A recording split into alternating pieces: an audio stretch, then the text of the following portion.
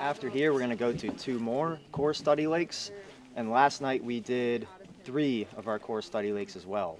So it's worth warning you all that this is an attempt to capture wild animals, and so there is a risk that we are not successful during this event, but hopefully you'll be able to see the crews out on the water working. You'll see the spotlight moving around, so at least get an experience for what it looks like.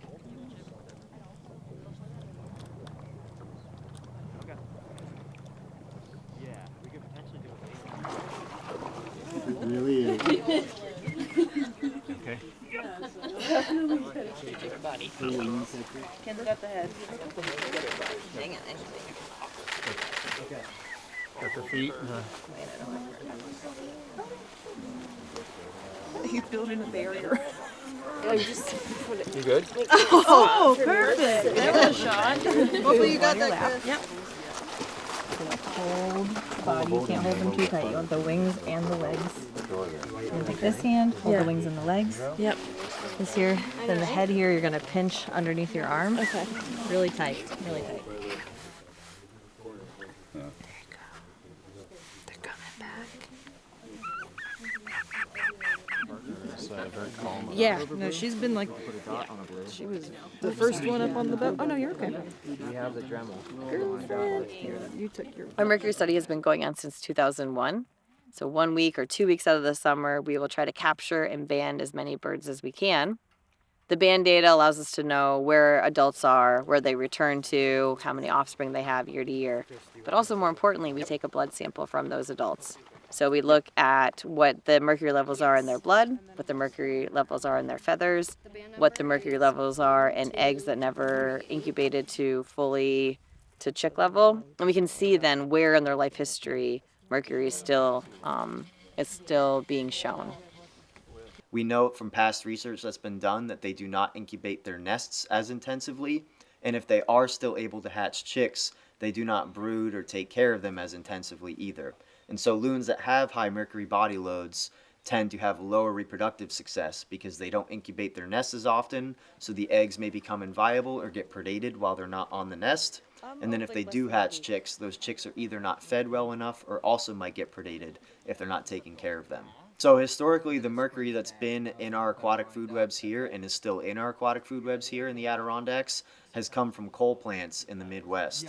When coal is burned, it can emit high levels of mercury, come over in weather patterns, and those weather patterns, typically the first real elevation that they encounter after coming over from the Midwest, is the Adirondack Mountains. Atmospheric mercury deposits into the ponds and lakes here, which then is converted by microbes into methylmercury, which can bioaccumulate into small organisms. So small fish, they might have a little bit of mercury, but a loon that eats many, many little fish, and then even bigger sized fish, will start to have this condensed version of mercury within them. So we can also call that like biomagnification. And that's why we can use loons as an indicator species for things like lake health. So banding week is wild because we are out on bodies of water at night. We, depending on the lake, we'll either be in a motorboat or a canoe, or maybe we have a trolling motor, but we have to make sure that it's really, really dark. So usually that occurs over the new moon. And then when we're on the body of water, we try to target birds that have chicks.